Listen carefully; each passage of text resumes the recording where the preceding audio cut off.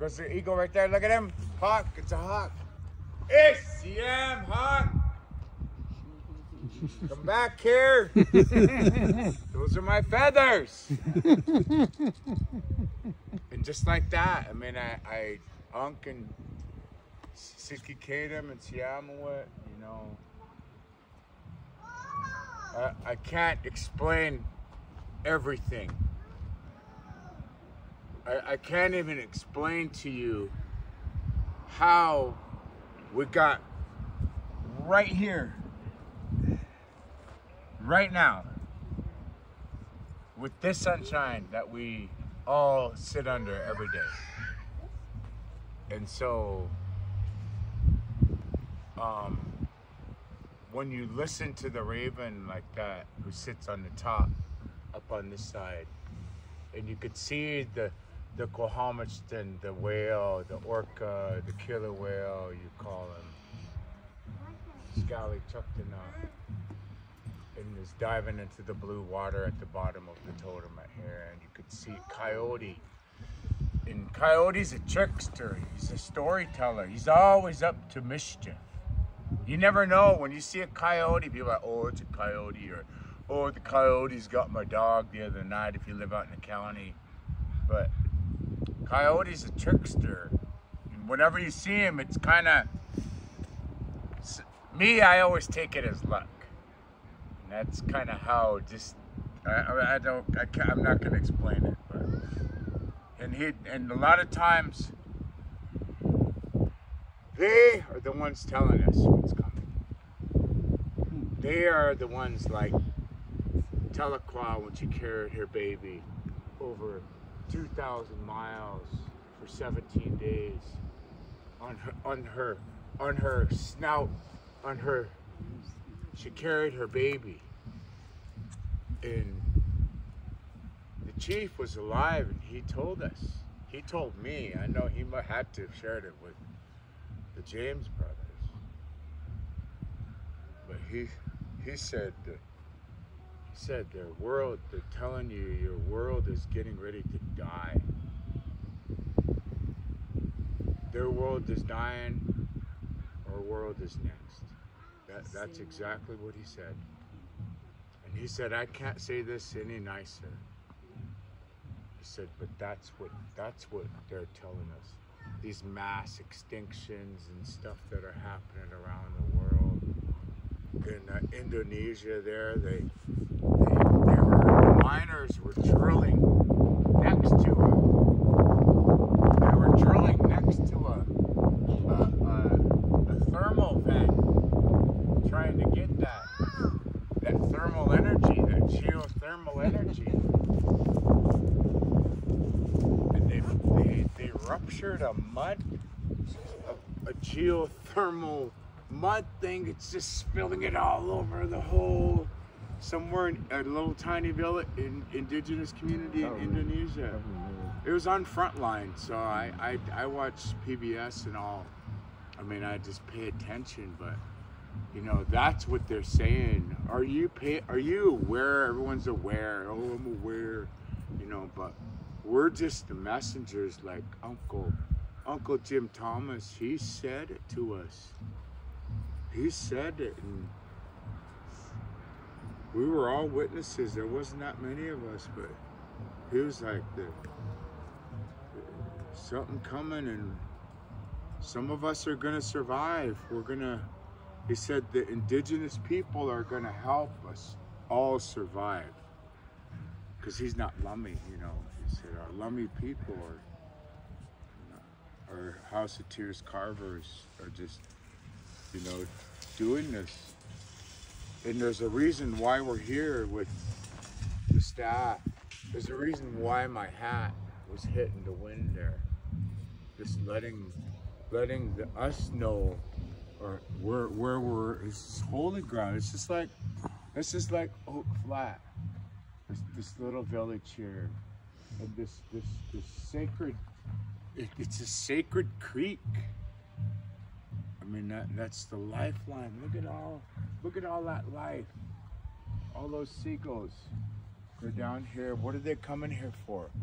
A drink of what? The holy water. in this little sacred bay. And you know, they're harvesting clams and doing that good stuff, you know, harvesting the sea, and that's beautiful. We should do more of that. We should, you know, we really should, because that's where we're all reliant on it, though. Jewel said it in his video, you know, we want more now, faster. And the world. That's Lopez right there, is that? Yeah. Right? So, in all these little coves, and this is just how I'm told, is that all the families, they lived up inside like this. It was sheltered from the northeast wind. It was kind of sheltered from right here. This is like when the salmon used to run over here. So this was like the safe passage to the mainland. So they were heading with a bunch of salmon coming up from out at the salmon banks there. Then they'd bring the salmon. So in the how I heard Sasiath, Doug's younger brother, say, we were always taught never to harvest the first. We had a first salmon ceremony, but that was to celebrate the return of the salmon. But we never harvest them because they were heading up. They were the first to get to replenish the land. And then in the middle, that was when the fishermen, the elders, knew when to go fishing. And the fish used to be as far as the eye could see. The fish could, all of our families had reef nets. They were all family. This was somebody's family. This was somebody's just gargantuan family. They lived as many as the trees that are here. And it's just true. That's how many that are buried here. If you go and count every tree that's here, and you could see the land, how it rolls. Your land right here, how it rolls. That's all put in here by the ancestors. You know, it's all. I'm not sure what, you know, but these ones here, right? Dad said this because they did the same thing over Portage, but they harvested all the old trees back when he was a kid, and then he was a lumberman at 20. That was the 40s, right? Yeah. He was 20, but they took out, and then they had planted. But this, and then the river, and then the water is the sustainability for any family. So that water is the life of this family right here. And this is just one of many branches. What's the specialty here? Oh, there's 4 ravens. Oh.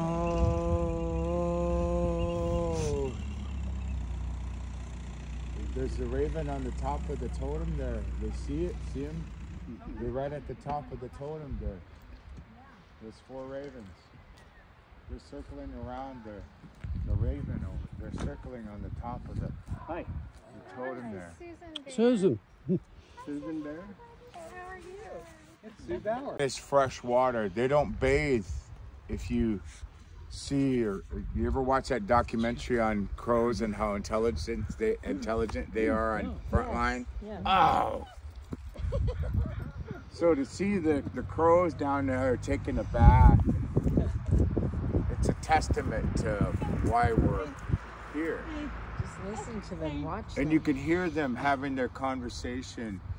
On our first day, we was down at the Port of Olympia, and I was by myself. There's that raven again.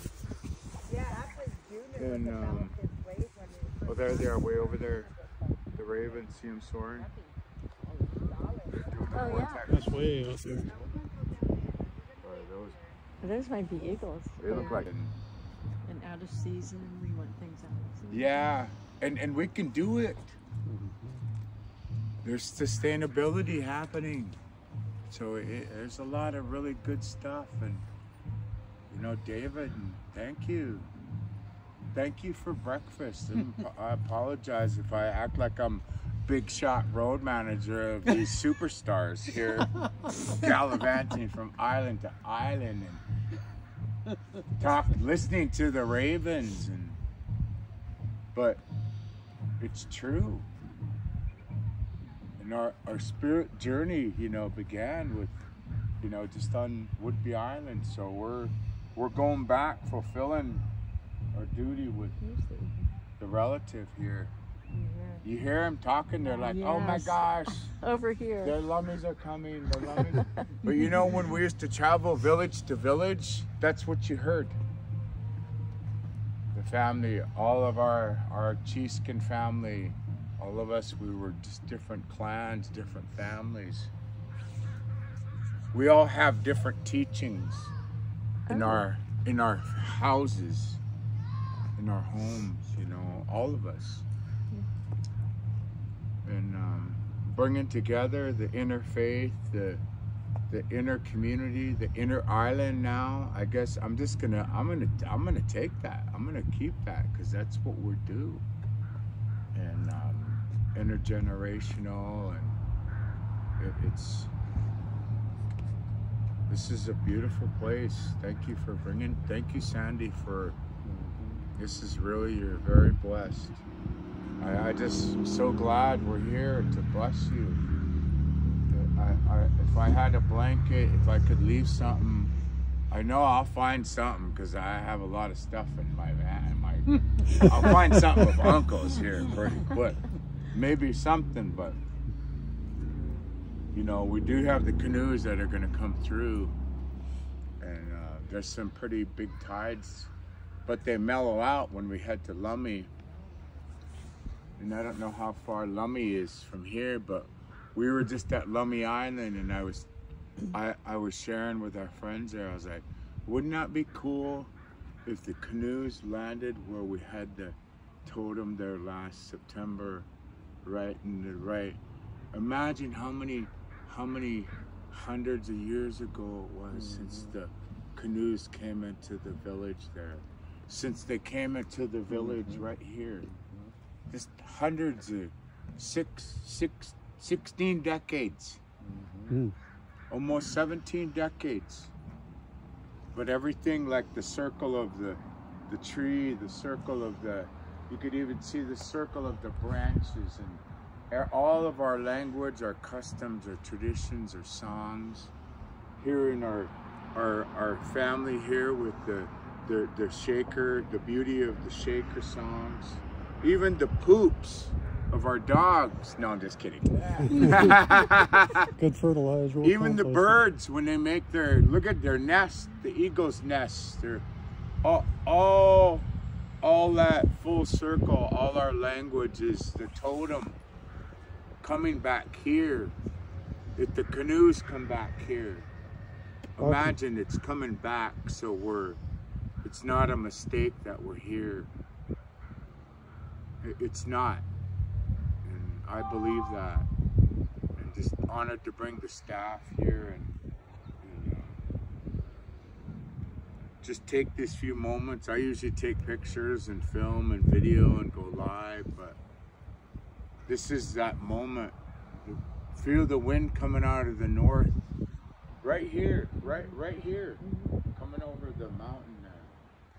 And this mountain. This is our holy mountain. This is our holy. This is our deity. This is where the cows in them come down. This is where the earth touches the Salish Sea, touches the heavens. When you see the Suela, Mount Constitution in the clouds, that's when you know it. You know, this is our most precious circle coming back around. We may just have a totem pole here and the ego staff and my sister here and Sitka Kadam and the boys. We're the Iron Five, you know, it's like a basketball team going to a tournament and everyone else is stacked all up and we just have 5 of us.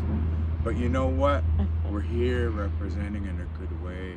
And I could tell that it's my time to stop because you got these 2 over here starting to pull away, so I'm gonna hand it off. It's telling me to go this way. Siam, Siam. Oh, Siam.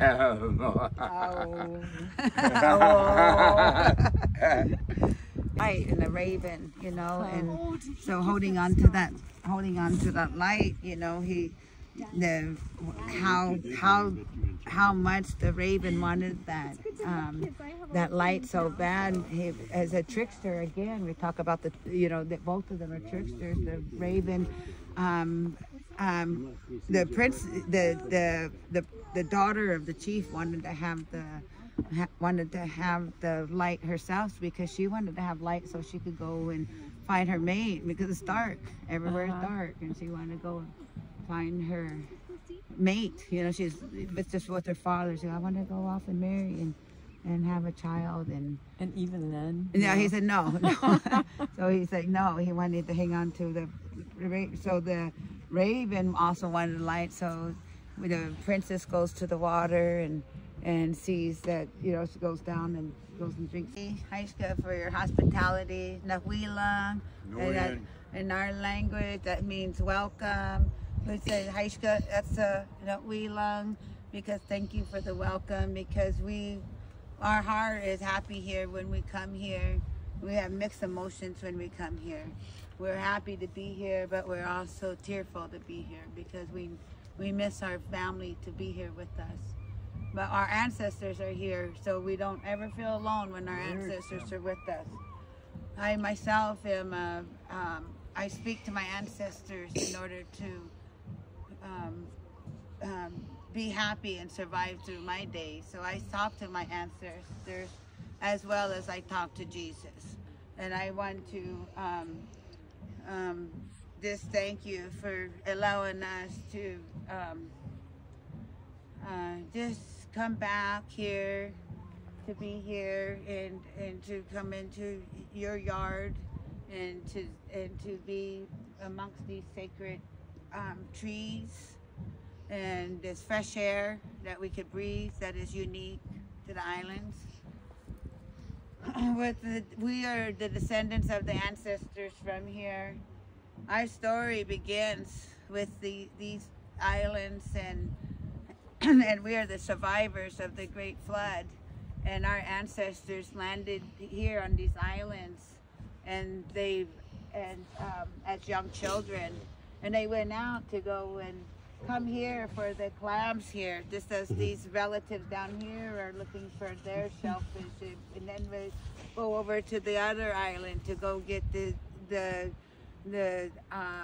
octopus, the skamo. They'll go to the other mountain to go and get the elk. They would go up there to go get the elk, over there get the mice, the deer. They'd go over to all of these sacred places, and they would go and find the foods that they like to eat, and they were specific to the people what they like to eat, and they would go to those places. And as good trading people and sharing people, they'd trade their foods, and they would find that's the way they were able to intermarry and find different relationships. And as those children grew up, they became ready to pair off, all of the young children, of course. And so the eldest of the chief called them back and said, we need to come back, and we need to remember who we are and where we come from. We need to remember that when we survived the flood, we landed here.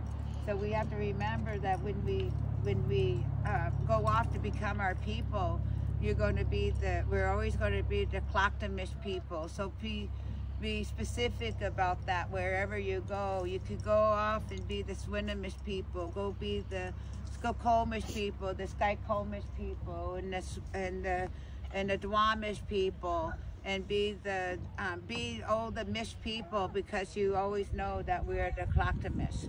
And so we are here with the survivors, and we landed here on these islands, and these are where we're from. These are our islands, and we lived here peacefully for all that time, and we learned our ways of taking care of the islands. And when we were forcibly removed, we always remembered our home. We always remembered our home and our ancestors. The ancestors who still are with us and still guide us are here.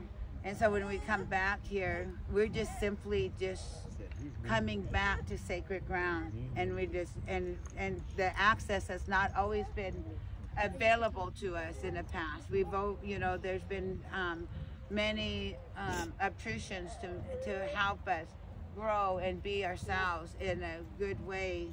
And we appreciate the Nawilang, the welcoming, and just that in itself shows friendship and what was always meant to be, and intentionally from the beginning. I believe we all truly meant to have a better understanding with each other, and I think that over time any bitterness that came up because of like corporate greed and things that have really caused so much harm to Mother Earth, that we have actually seen so much damage that it seems like it's a never-ending battle. And so here we are as just survivors of our own story and our existence, and we're going to go to Arizona for our relatives, the Apache people.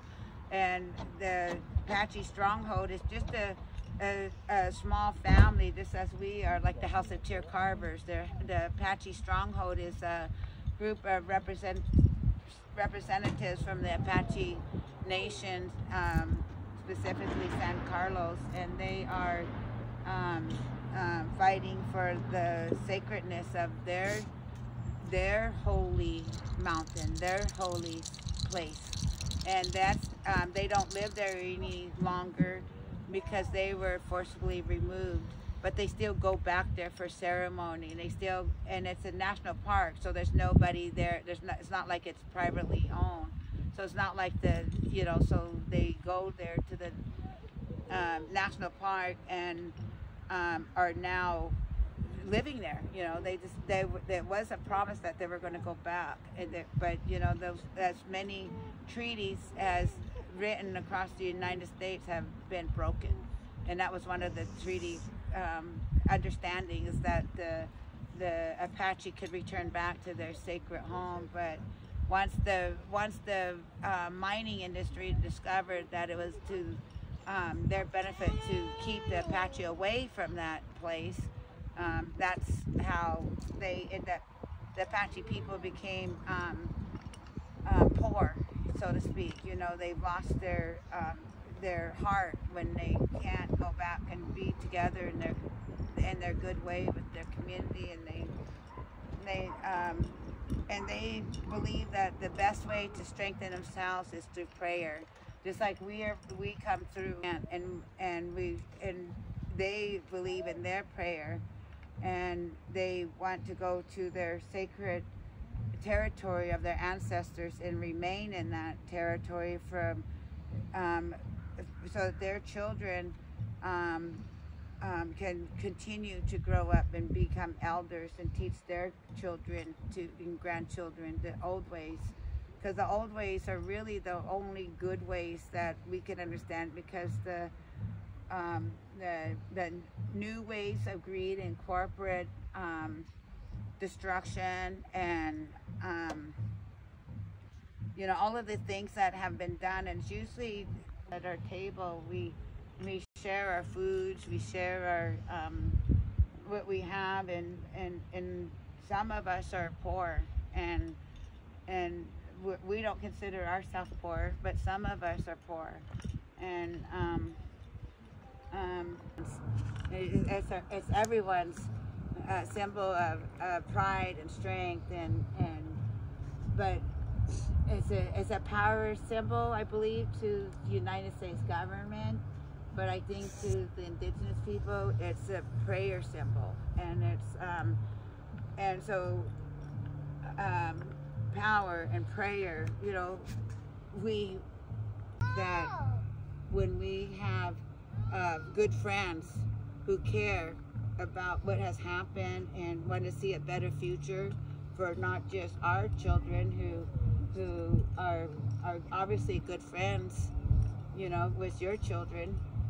We want to have a better future. You know, we do believe in a good future of somehow where people can get along better and not be so disruptive and not think so much about the financial gains that everybody can have, because I think that people get so caught up into money as their goal in life. How much money are you earning? Are you sure did you get a raise yet? Did you get your pay raise? Are you sure they're paying you enough? You know, all of these how we can become more like, instead of thinking about how much am I earning, but how much am I giving? You know, and then you'll start being the one, when we say we don't consider ourselves poor, we consider ourselves rich, because we know that with giving makes us stronger as people. My husband, I'm going to tell him he's going to be turning.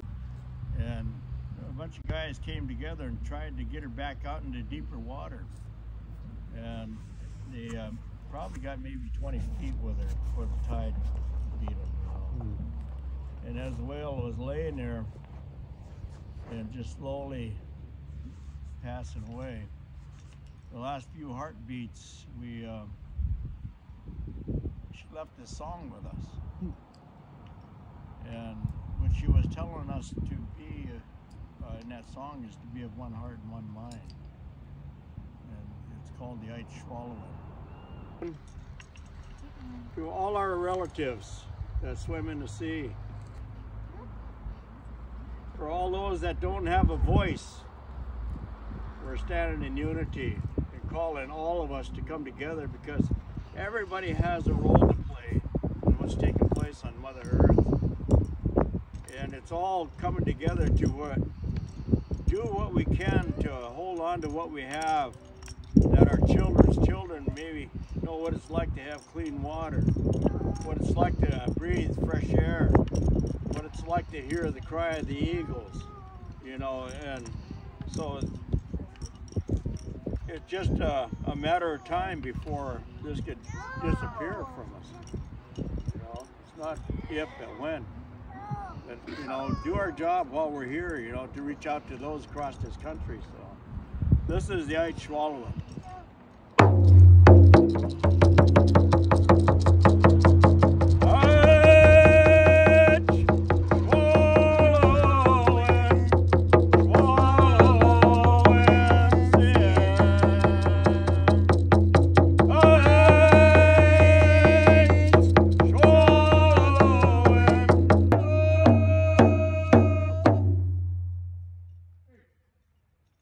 Swallowing.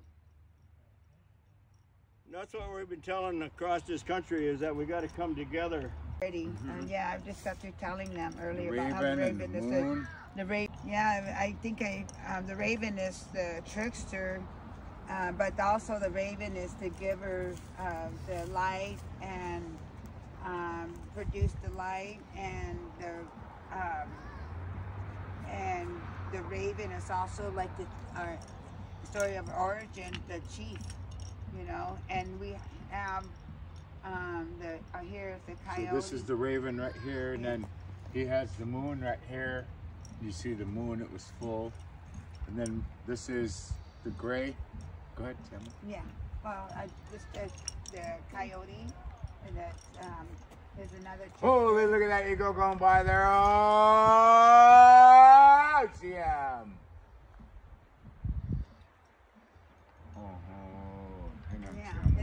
And then the Cohomistan, the orca whale is, you know, we have the orcas here in the Great Salish Sea, and their relatives, Cohomistan or the relatives. Oh, to the see it? Totemist See people. ya. Look at them right up above you. Right up above you. See them what? Right up, straight up. Here. Oh!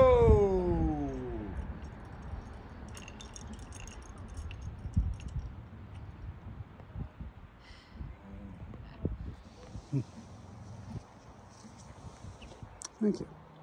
Yeah. Oh! Read it over this way, Sam.